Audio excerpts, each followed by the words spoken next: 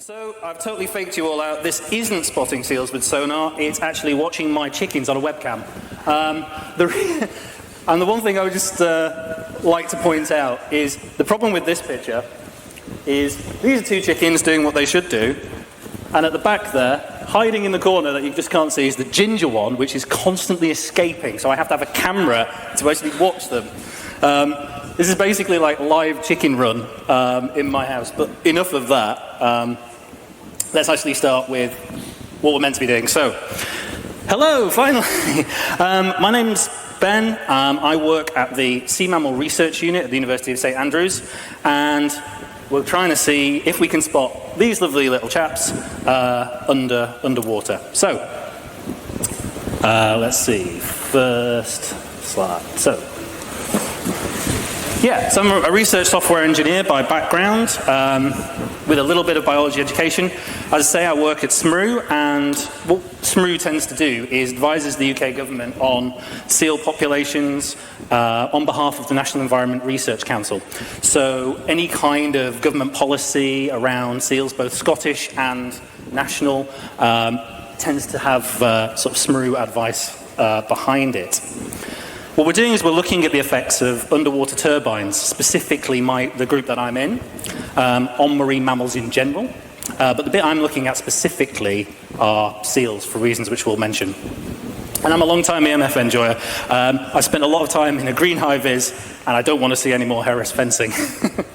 So, this is the kind of thing that we're looking at. This is one kind of turbine. As the tide goes in, it spins the blades one way. When the tide goes the other way, the nacelle spins and the blades keep on going. It's got this sort of tripod structure with three solid concrete blocks, and this is sunk down to the bottom of the ocean with great cost. There are other versions of sort of tidal turbines. Sometimes you get a boat that floats obviously on the surface, but it's got the turbines mounted in the keel. They're not the ones we're looking at least not yet. We'll come to that. So this is the kind of setup. Now, we're kind of interested in how all marine life is responding to this sort of form of renewable energy. And the other members of my group, who are quote-unquote the real scientists, I guess, but they're the marine biologists who look at all this data. And they're concerned because at the moment, the seal population is going down. So this is something that we really need to figure out. Is this one of those effects? Is this contributing to seal decline? Now, done a lot of other members of my group have looked at, say, harbour porpoises and harbour seals. The thing about porpoises and dolphins and whales and other creatures similar is they make a lot of noise. So you can listen to them on a hydrophone, okay? Basically an underwater microphone. And you can do lots of quite involved mathematics, if you've got enough hydrophones, to actually pinpoint them in 3D space. But seals don't make much noise, if any, underwater. So we need another way of trying to spot them. So before I joined to do the sort of software side of things, this had already been sunk in the ocean, and it's called the HICCUP, the High Current Underwater Platform, because academics, I guess, love an acronym. It's got in the centre here 2 sonar, power supplies, some hydrophones on there as well. One of those sonar is looking along the seafloor, and one is slightly angled upwards so that we can effectively cover the entirety of the turbine. So the sonar looks like this. This is a Tritech Gemini. It's got 120-degree field of vision with 512 individual beams. So it's approximately 8 frames a second, but because of the way these were interleaved, it's about 4 frames a second that we're getting. You get an image of about 512 pixels by 1600, depending on the range setting. We're looking at about 55 meters. This rectangle then needs to be transformed, so you can do like a polar transform effectively. I wrote something in Vulkan to do that because it's nice and quick. It has a custom file format, but we've written sort of code to sort of deal with that. And I think they're about 17 grand each, something like that. Quite expensive. This is the kind of image that you're going to get. This is slightly downscaled for the video. Can anyone actually see where the moving target is? Anybody? Shout it out if you can. No? I'll give you a clue. It's just gone past down here. It started in the top left and moved all the way down. I know it's hard to see in here because you're not, it's clearer on a monitor, but it's really quite difficult because what you're looking at here is the lower sonar, and it's beaming out across the seafloor. And you can make out the two of the main structures of the turbine, and in the center you can sort of see the nacelle. We get more detail sort of lower down. As the beams spread out, of course, you're getting distortion at the edges. So, let's not see that again. Next slide. So how do we deal with that data at the moment? So this is an internal program that it's called PanGuard, and it's got a plugin that looks for intensity changes. And when it finds one, it gives a minimum and maximum distance and a minimum maximum bearing, which makes a little box. And then it tries to track that a little bit for these intensity changes. And if it thinks it's grouped together, it'll give it a color. And then someone can click on that track and go, that's rubbish, that's a seal, and give it a confidence value. But as you can see on this, you're getting an awful lot of noise in the center. There's a very big distortion, curve sort of distortion here that's been picked up, a high level of intensity. But in the top image, well, and the bottom image as well, is this sort of pink track which might be genuine. So from this alone, there's a lot of noise being picked up. You've got debris, you've got sand and material being washed up from the sea, particularly when the tide changes. You've got bubbles, you've got diving seabirds that look like bubbles. About, depending on which month we were looking at, this is like 0.5 and 1.2% of these points were considered to be something useful. And so the seals are even a small proportion of that. So it's needle in a haystack stuff, and it's really quite labor intensive at the moment. So, quick, ask the audience question. What do you think this image is on the left? Please shout it out. Anybody? It's a seal, yeah. So this is a really nice image of a seal, okay? We don't always get, in fact, from what I've seen, very rarely get an image that nice, but you can make it out. That's probably because it was quite close to the sonar when it came in. Second image, what do you think? Hey, yeah, it's absolutely a shark. Again, another really nice, quite clear image. I've only seen one of those in the data set so far. What do you think the third image is? Lava. Oh, if only. Shoulder fish. It is a shoulder fish, absolutely. Again, they tend to sort of glimmer as you would expect and move as a sort of amorphous kind of blob. And the last image, what do you think that is? 3 seals. It could be. I think when I looked at this one, we actually don't know. We suspect some large fish on the seabed. Maybe a large skate or something like that. But again, one of the things is I'm being a little bit cheeky here because I'm showing you stills, and I think from talking to the people who annotate these things, motion actually helps an awful lot. So these are the good ones, you know. If I just showed you most of them, it would be like a blip. So we've got about a year's worth of data, 62 terabytes of data. Mostly it's raw sonar data, so we've got the annotations as well, but these come in a large number of GLF files. Each one holds about roughly 5 minutes of data. If you were to transfer that on gigabit Ethernet, it's roughly 137 hours. But about 14.5 terabytes of that contains useful tracks. So we've really got to try and cut this down. We've got so much stuff. There's a really big cut that we need to make. So some more figures. This is roughly the number of annotated tracks that we have. It's still going up. Around about 7,000 of those were classified by fish.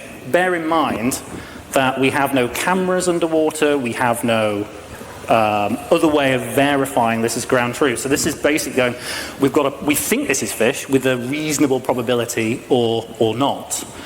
So again, it's very difficult to be completely certain. About 4,000 roughly as fish schools. And 423 of those were classified by very well-trained humans as seals.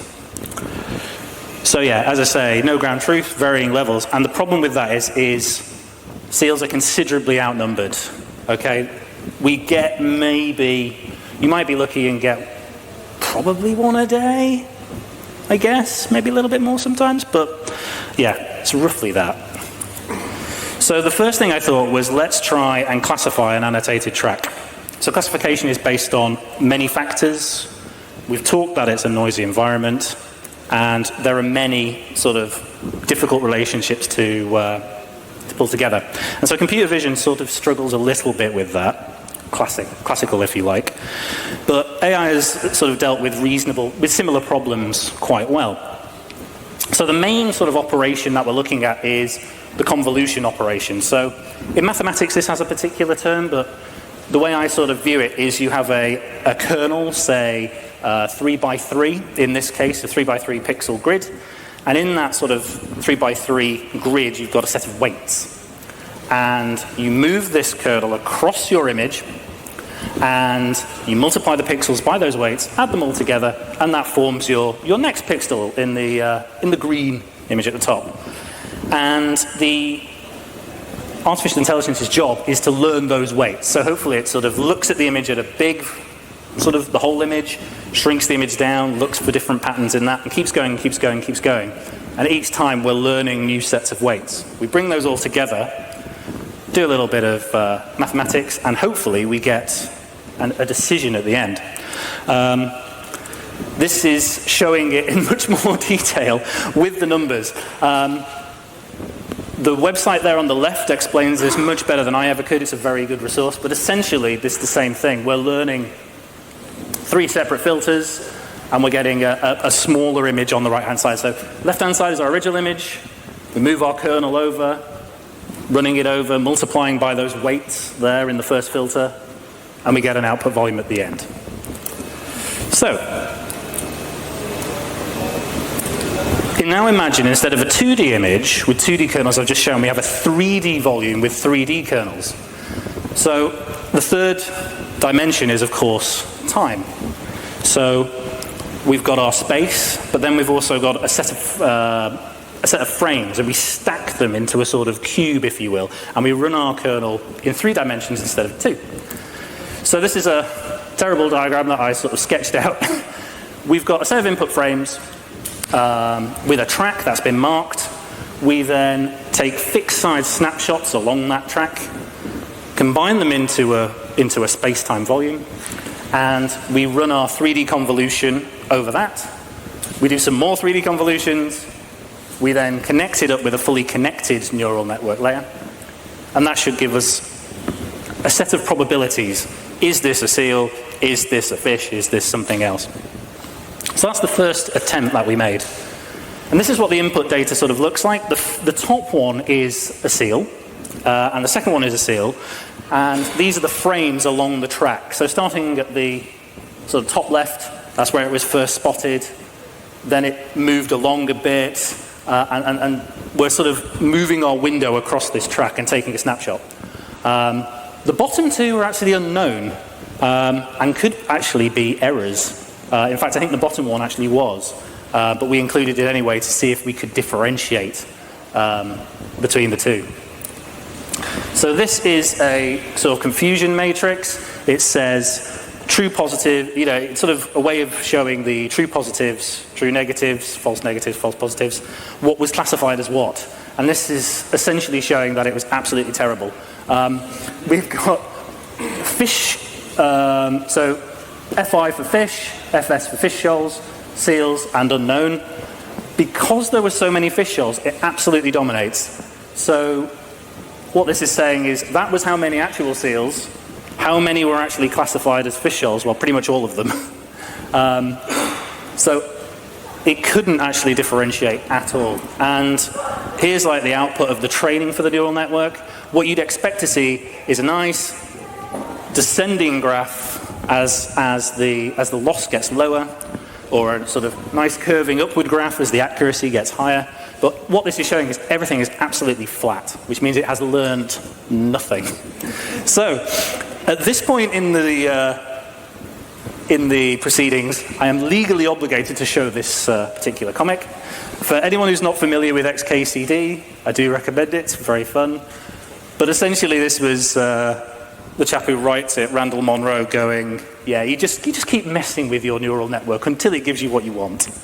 So I tried that, and this graph is an absolute mess. The idea is, you've got these variables on your neural network that you can sort of turn and pull and like switch until things work, such as the batch size, how many are we looking at in one go, how long are we training for, the number of epochs, and particularly in our case, you've got the learning rate, which is quite important, but also the set length. So that's essentially the window. How many frames are we looking at? How deep is our volume? Is it 4 seconds? Is it 2 seconds? Is it 32 seconds?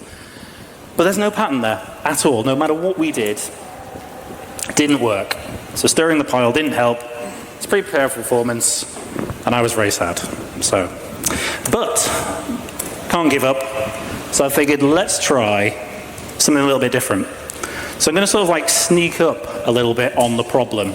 Okay. So let's just see if we can spot moving objects instead. Okay. So defining a moving object, things that look and move like the thing we want. Okay, so I'm being a little bit cheeky. It's like, well, I know what a seal looks like moving in this solar data. It's like a blob that moves, a single one that's quite bright. So let's just try and see if we can find those by thinking about movement instead of trying to classify something. So I looked and thought, well, fish are single objects as well. We've got a lot of those. That should be enough to get a training set together that's big enough if we take fish and seals. Let's build a detector. So how do you detect moving objects normally? I say normally, I guess previous sort of methods, if you like. The obvious thing is to remove the static background. It's okay, the background doesn't move, it doesn't change, just subtract that, and what you're left with is what moves. Fairly simple. So this is an example in OpenCV of applying that, and you can see just at the bottom there were these 2 seals that just went really quickly through. But we're still getting a lot of noise. This is using the Gaussian mixed models background detector. But there's still lots of speckles. You'd have to get rid of those. You'd have to set a number of hand-tuned parameters as well. Another method, this is a really boring slide video because what I've done here is gone, well, each pixel, consider how it changes. That will have a frequency, okay? So you can then, well, I'll carry on. You can see just at the bottom the same 2 seals just moving across. What's happening here is we're doing a bandpass filter. We're saying any pixel that moves, changes its value within a certain frequency range, keep that. Seems to perform a little better on the data set, but again, not good enough. So, next slide. Next slide, please. Okay, so AI, lots of people have done some really good AI stuff already. You know, it's a really moving space. This image at the top left is super cool, I think, because they've also taken into account the camera moves. It shakes a bit, but they've pulled out the moving object in question. Bottom left is a very similar network to the one I just described. In the top right, that's using what's known as a generative adversarial network to do something similar. So take an input image and transform it to some other kind of image, roughly, that's what they're doing. And there's a whole list of other attempts. So this seemed like a really rich idea to sort of chase. So here's my silly diagram again. So what I did this time is take the raw sonar images and the track and create a mask. So remember that the track is made up of minimum and maximum bearings and distances. It gives you a little box, and you can plot those boxes and make a nice picture of a track. We do those in 3D again, so we stack them up, roughly about 16 frames, so about 4 seconds. And what we use is something called a U-net. This is my first attempt. So it's called a U-net because this central bit is like a U. And so we do the same thing we did before. We convolve these things down and squash it down, squash it down, squash it down, learning all these ways, till we get to the bottom here, which should, this bottom part of the network should contain the important bits of information that we're after. And then what we do is we upsample it. we learn the particular weights to do the convolution almost in reverse, okay? And so what we end up with is an output image or an output volume the same size as the one that goes in. But hopefully the one that comes out is, there's a 1 for the thing that we want and a 0 for the thing that we don't, okay? So I knocked up a quick example over Christmas with fake data.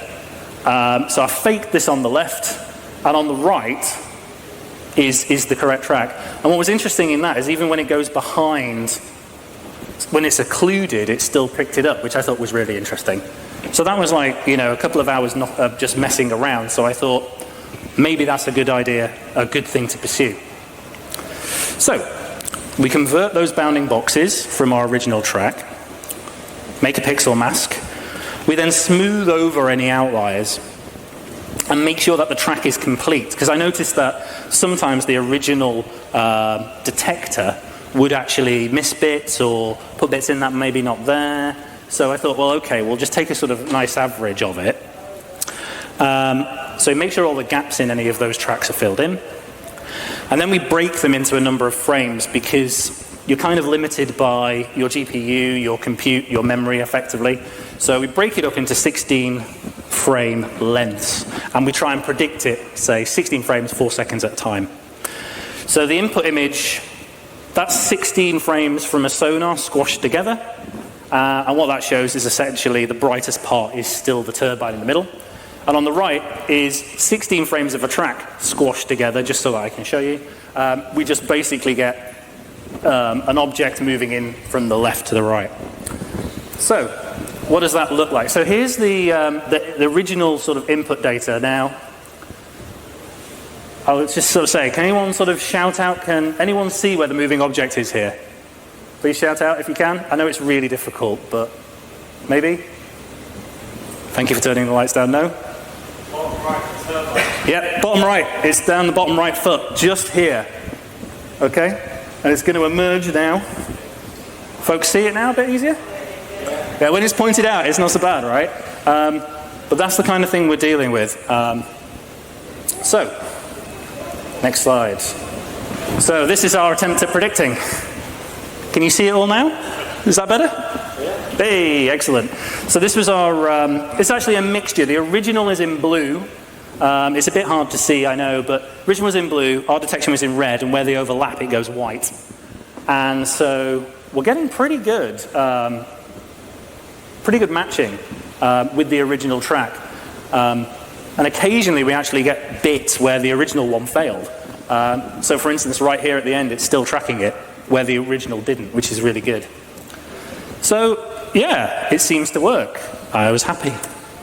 But there's always more. This detector needs to run 24/7, never sleeps, never takes time off. Even though we're sort of making a good reconstruction of the track, how many are we actually producing? Like, how many false positives are we getting? You know, it's no good just redoing what we've already got. We need to improve on what was there before. So this is a histogram of the original, this is a 24-hour period, how many detections the original detector made. They're in green. The actual number of annotated ones that are useful are in red, which you can just about make out. And the ones that our AI came up with are in blue. So I have to zoom in a little bit, and yeah, you can see that the original detector is massively way far out. It's predicting so much stuff. The AI one's doing better, but it's still getting areas that had nothing in, nothing that was considered useful. Now, of course, it might have picked up something useful. We'd have to go and actually have a look, but it would be nicer if we could at least bring that value a bit closer to what we think is the real one. So we had, this was the original number of points in that previous diagram I showed. We managed to get it down to about 7,000. I think it's a pretty good improvement. But in that same period, only 1,800 of those points were seen as good. So let's see if we can improve. One thing you can do is, when I said we had that sort of kernel, what you can do is expand it a little bit. So rather than it having 3 pixels right next to each other, you can spread it out, and by taking a little jump, a little gap. That means you can look at a wider area in one go. So we can pick up bigger fields. One other thing you can do is you can make the unit asymmetric. So rather than having the same number of layers on each side, one of the things that I read was, well, the thing that you're making, this mask, is actually quite simple. It's just 2 colors. You don't need as many parameters when you're going back up. Stands to reason. And for some people, it seems to sort of improve performance. So we improved a little bit, not massively, but a bit. So this is a little video of showing how many detections I got over a 24-hour period. At the bottom is the entire length of time, and at the top is a video showing the detections zoomed in. The green bars are annotations that someone's made, either fish or something else. The red ones are seals. And in this particular stretch of time, this particular day, we didn't miss a single seal, which is good. We did miss a couple of the fish and a few things that were labeled as unknown, but every single seal had a really strong hit. And there's still plenty of gaps where nothing happened. So, you know, it's improving. We're getting there. So, what about unexpected data? Has the network managed to generalize and learn what we want? What adversarial things? Can we trip it up? So, what lurks in the deepest depths beneath the waves? The entity that brings people to the brink of madness and beyond? I have to refer, of course, to Cthulhu. All right? What happens if we put Cthulhu in our sonar image? All right? And the beautiful thing is at this point it's occluded, because Cthulhu's quite bright. But then, as soon as it emerges, the AI detector picks it up. So this is proof that basically, although Cthulhu can drive human beings insane, can't really drive AI insane. So there we go.